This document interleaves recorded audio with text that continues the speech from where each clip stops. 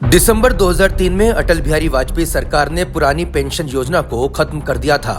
इसके बदले में 1 अप्रैल 2004 से नई पेंशन योजना यानी एनपीएस लागू की गई थी। राष्ट्रीय पेंशन योजना एनपीएस सरकार के लिए पेंशन देनदारियों से छुटकारा पाने के लिए शुरू की गई थी। 2000 के दशक की शुरुआत के एक शोध का हवाला देते हुए न्यूज रिपोर्ट के मुताबिक भारत का पेंशन कर्ज बेकाबू स्तर तक पहुंच रहा था। एनपीएस ग्राहकों यानी सरकारी कर्मचारियों को यह तय करने की अनुमति देता है कि वे अपने पूरे करियर में पेंशन खाते में नियमित रूप से योगदान करके अपना पैसा कहां निवेश करना चाहते हैं। रिटायरमेंट के बाद वे पेंशन राशि का एक हिस्सा एक मुश्त निकाल सकते हैं और बाकी का इस्तेमाल वार्षिकी यानी एन्युटी प्लान खरीदने के लिए कर सकते हैं। जानकारी के मुताबिक पुरानी पेंशन योजना में कर्मचारी की सैलरी से जीपीएफ की कटौती होती थी। वहीं नई पेंशन स्कीम में कर्मचारी की सैलरी से 10% की कटौती की जाती है। साथ ही इसमें 14% हिस्सा सरकार मिलाती है। पुरानी पेंशन योजना में जीपीएफ की सुविधा होती थी, लेकिन नई स्कीम में जीपीएफ की सुविधा नहीं होती है। पुरानी पेंशन स्कीम में रिटायरमेंट के समय की सैलरी की करीब आधी राशि पेंशन के रूप में मिलती थी, जबकि नई पेंशन योजना में निश्चित पेंशन की कोई गारंटी नहीं है। पेंशन योजना में आने वाले कर्मचारियों को सेवानिवृत्ति के बाद पूरी रकम मिलने के बाद बेसिक सैलरी का करीब 50% हिस्सा पेंशन के तौर पर मिल जाता था। राजस्थान और छत्तीसगढ़ जैसे कांग्रेस शासित राज्य पुरानी पेंशन योजना की बहाली के पक्ष में हैं। ऐसे में सरकारी कर्मचारियों की इस मांग पर सियासत भी जोरों पर है। कर्मचारी संगठन इसे लेकर राष्ट्रीय स्तर पर रणनीति बनाने में जुटे हैं। वहीं पूरे विश्व पर मंडरा रहे आर्थिक संकट के बीच भारत सरकार द्वारा पुरानी पेंशन योजना को बहाल करने की उम्मीद काफी कम ही नजर आती है।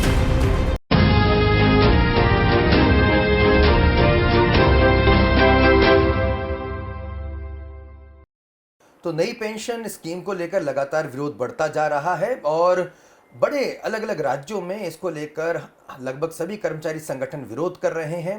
कमोबेश मध्य प्रदेश में भी यही हालात हैं। मध्य प्रदेश के सबसे बड़े कर्मचारी संगठन के प्रदेश अध्यक्ष उदित भदौरिया जी हमारे साथ मौजूद हैं। उदित जी, सबसे पहले मैं आपका स्वागत करूंगा और ये भी जानना चाहूँगा कि जब ये योजना दिसंबर 2003 में अटल बिहारी वाजपेयी जी की सरकार ने बंद कर दी थी, तब से लेकर अब तक, अब 2022 अब चल रहा है, तो अब इस योजना का विरोध के पीछे वजह क्या है? आशु भाई, ये तो आपको, चूँकि चैनल आपका, आप इसको हाईलाइट पहले भी कर चुके हो, ये बहुत बड़ी समस्या है और ये प्रदेश की नहीं देश स्तर की समस्या है। 2004 से, दिसंबर 2004 से अटल जी की सरकार में ये पेंशन योजना बंद की गई थी। इसके पीछे क्या कारण से, तो इस पर अपन विस्तृत चर्चा ना करें, अपन तो एनपीएस की बात करें कि नई पेंशन योजना में सरकार क्या चाह रही है। सरकार का सोच है उसका वित्तीय भार कम हो, लेकिन अगर वित्तीय भार कम करना है तो सांसद विधायकों से भी वित्तीय भार कम हो सकता है, जो जनप्रतिनिधियों को पैसा देते हो उससे वित्तीय भार कम हो सकता है। सेना में मोर्चे पर लड़ रहे हैं सैनिक, आप कह रहे हो हम उसे पेंशन नहीं देंगे, 10% वेतन से कटौती कर लेंगे, 14% सरकार मिला देगी, तो उसका ब्याज हो जाएगा पूरे सर्विस सेवा काल का। तो आप उसको क्या दे रहे हो? अब आप कह रहे हो कि उसमें जो भी इन्वेस्ट करेंगे उस राशि को किसी इंटरनेशनल कंपनी में करें, शेयर बाजार में करें, तो उसमें जो आए अगर वो उतार चढ़ाव आता है तो उसकी पेंशन 1500 2000 है, उसमें उतार चढ़ाव हो सकता बिल्कुल ना मिले, हो सकता 2-3 हज़ार मिले। तो इस योजना का पूरे देश में विरोध है, जो एनपीएस है इसका। और विरोध का कारण है कि जो कर्मचारी पूरे जीवन में सेवा काल में शासन की सेवा करेगा, लास्ट समय में वो चाहता है कि हमारा जो, जैसे पुरानी पेंशन योजना में जीपीएफ कटता था, तो जीपीएफ की राशि मैं ब्याज की सरकार देती थी। अब इसमें जीपीएफ नहीं कटता है न्यू पेंशन योजना में, तो आप इसमें 10% कटौती वेतन से कर रहे हो कर्मचारी की और 14% शासन उसमें दे रहा है, 24% राशि। तो शासन 14% जो दे रहा है वो उसी का ब्याज जो काट के रखा है उसका ब्याज दे रहे हो आप, इसके अलावा आप कुछ दे नहीं रहे हो कर्मचारी को। और अगर कर्मचारी पूरे भारतवर्ष में इसका विरोध कर रहा है तो जो 100% सत्य विरोध होना भी चाहिए। और सबसे पहला हमारा संगठन जो है अखिल भारतीय पुरानी पेंशन बहाली महासंघ है, इसमें 27 राज्यों के कर्मचारी संगठन शामिल हैं और शीघ्र ही हम इससे बड़े आंदोलन के लिए तैयारी कर रहे हैं। उदित जी, चूंकि इस पूरे मामले में सियासत पूरी तरह से गरमाई हुई है, हम ये जानना चाहते हैं कि जब 2003 में अटल सरकार ने जब इस नई स्कीम को लेकर आए थे, उसके बाद तो फिर यूपी की भी गवर्नमेंट आई थी, कांग्रेस की जो है नेतृत्व वाली सरकार आई थी, तो उस समय ये नई पेंशन योजना को खत्म क्यों नहीं कर दिया गया? ओल्ड पेंशन योजना जो थी, ओपीएस जो थी, उसे क्यों नहीं लागू कर दिया गया? बहुत बढ़िया, आपने ठीक कहा। हम किसी सरकार में बैठे हुए किसी राजनीतिक दल का कोई कर्मचारी संगठन विरोधी नहीं होता है। अगर कोई दूसरी सरकार भी बीच में थी, वो किसी भी राजनीतिक दल की रही हो या आगे आए, कर्मचारी को राजनीति से कोई लेना देना नहीं रहता है। हम ये भी कह रहे हैं अगर उनने नहीं किया तो उनकी भी गलती है। कांग्रेस ने अगर क्योंकि अब कांग्रेस के कुछ राज्य आपका समर्थन कर रहे हैं, छत्तीसगढ़, राजस्थान जैसे जो राज्य हैं, कांग्रेस शासित राज्य, वो आप लोग के जो मांग है उसका समर्थन कर रहे हैं। आप उनसे नहीं कह रहे कि भाई जब आपकी केंद्र में सरकार थी तो आपने क्यों नहीं ये फैसला लिया? नहीं, हम इस बहस में कर्मचारी संगठन ना पड़े, अपनी बात हम तो कर रहे हैं। वो समर्थन क्यों कर रहे हैं ये आप लोग भी जानते हो। हर आदमी अपने वोटरों को लुभाने के लिए समर्थन करता है, लेकिन जब सरकार रहती है उस समय शासन स्तर पे कोई काम कर्मचारी हितैषी नहीं हो पाते हैं, उनको छुपाने के लिए सब समर्थन करते हैं। तो ये तो राजनीतिक दलों का शुरू से ही रहा है कि जब सत्ता में बैठते हैं तो काम नहीं करते हैं, जब सत्ता से हट जाते हैं तो जो सत्ताधारी दल होता है उसके विरोध में जब कर्मचारी होता है तो उसका समर्थन करने लगते हैं।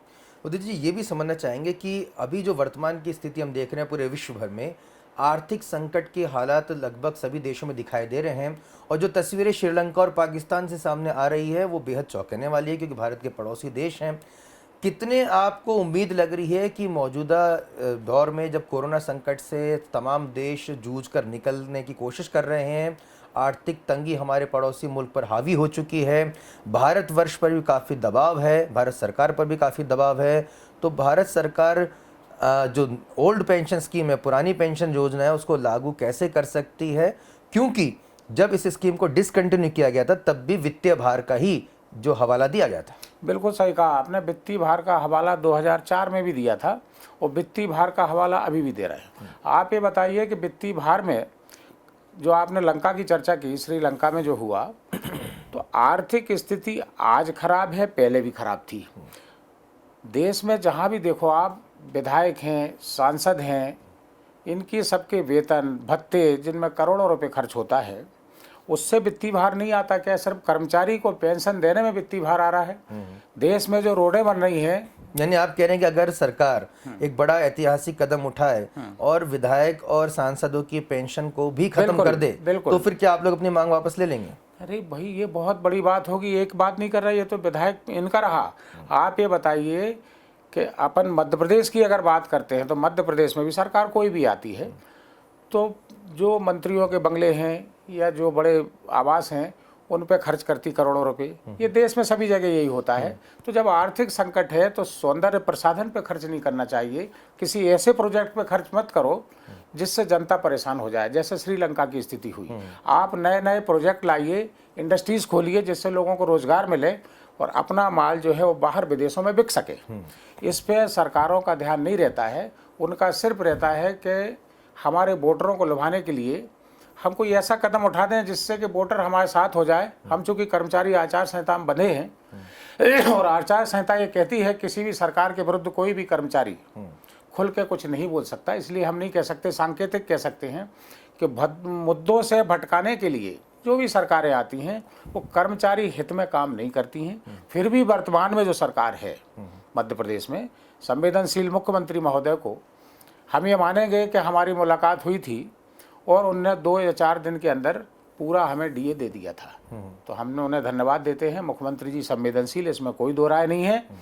अगर विपक्ष कुछ कहता है, देश में हो या प्रदेश में हो, अगर विपक्ष जब शासन में बैठे तो वो भी अगर ऐसा करे तो उसकी भी प्रशंसा कर्मचारी करता है। लेकिन हम वर्तमान में जो सरकार है उससे कर्मचारी अपनी मांग करेगा। इसका मतलब विरोध नहीं कर रहा, सरकार का विरोध करना हमारा काम नहीं, हमें अपनी मांग रखना हमारा कर्तव्य है।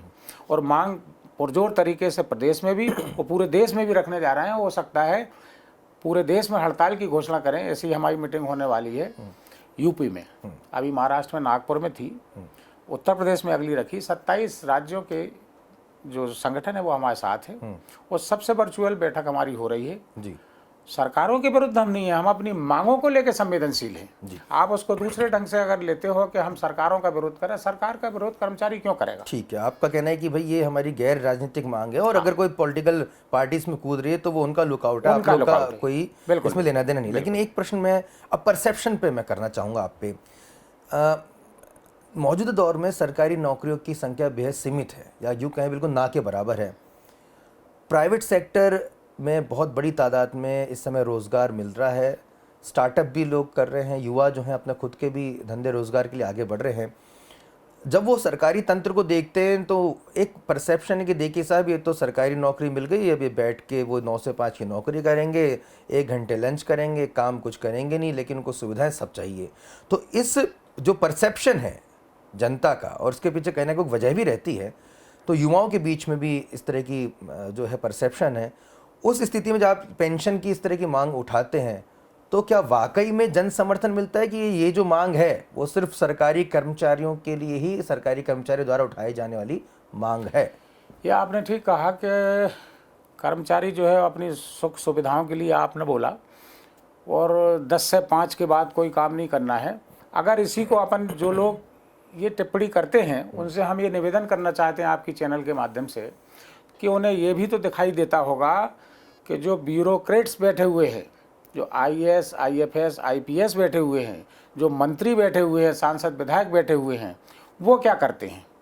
अगर वो लाखों रुपए लेते हैं कर्मचारी, या 10, 25, 50 हज़ार रुपये तनख्वाह लेता है, तो वो सुविधाओं का उपभोग कर रहा है, 10 से 5 बैठ रहा है। वो तो 10 से 5 भी नहीं बैठते हैं, वो सिर्फ दस्तखत करते हैं, पूरी नोट शीट तो कर्मचारी लिखता है। तो कर्मचारी की संवेदनाओं को सुनने वाला कोई नहीं, हमें ऐसा लगता है कि कर्मचारी जो काम करता है उसको कहा जाता है कि सरकारी नौकरी मिल गई, वो ऐश कर रहा है। ऐसा नहीं है। अगर वो ऐश कर रहा है तो आप उससे 10 गुनी ज़्यादा वेतन लेके आप क्या कर रहे हो? अब दूसरा आपने कहा कि जनता के मन में ये विचार बड़ी बात, आपने बड़ी बात रखी है। तो जनता के मन में जो विचार होगा, तो जनता को आप ये बताइए, जो भी सरकार रहती है, किसानों के लिए भी करती है, सभी करते, मजदूरों के लिए भी करती है, और जो हमारे झुग्गी झोपड़ी के लोगों को भी पट्टे भी फ्री बांटते हैं, लाइट भी फ्री देते हैं, पानी भी फ्री देते हैं, गल्ला भी फ्री देते हैं। मध्यम श्रेणी का कर्मचारी होता है, और कर्मचारी को अगर कोई सुविधा नहीं मिलती इनमें से फ्री, तो उसको तो वेतन में से ही सब कुछ करना है। दूसरा, आपका घर 10 से 5 तक बैठते हैं, तो भाई काम तो कर्मचारी ही करता है। कोई भी अफसर आपको नहीं दिखेगा जो पूरी नोट शीट लिखे या पूरी फाइल लिखे। फाइल को पढ़ने वाला बाबू होता है, कर्मचारी होता है। अफसर तो सरसरी निगाह डाल के साइन करता है, इसके अलावा कुछ नहीं करता। तो इससे बिल्कुल हम सहमत नहीं है कि कर्मचारी काम नहीं करता है। प्रदेश का नहीं, देश का कर्मचारी ही सरकार चला रहा है, और कर्मचारी जब चाहे सरकार, चुनाव आने वाले समय में जब भी होता है, आपने देखा भी होगा, कई देशों की सरकार पलट जाती कर्मचारी से। हम लोगों की संख्या आज वर्तमान में, सेवानिवृत्त कर्मचारी हो या वर्तमान हो, उनकी संख्या 12-13 लाख करीब है। अगर परिवार में 4 सदस्य हैं तो 50 लाख संख्या हुई प्रदेश में, और एक कर्मचारी के 4 मिलने वाले हैं तो 2 करोड़ होते हैं मतदाता। ये बहुत होते हैं सत्ता पलटने के लिए और सत्ता में लाने के लिए। इस पर राजनेताओं को, ब्यूरोक्रेट्स को और जनता को भी, ये चेतावनी है, धमकी है? नहीं, हम तो ये एक अपने तरफ से बता रहे हैं कि जनता को भी, ब्यूरोक्रेट्स को भी और नेताओं को भी, कि कर्मचारी अगर जागृत हो गया तो सत्ता बनाने में, बिगाड़ने में भी उसका ही हाथ होता है।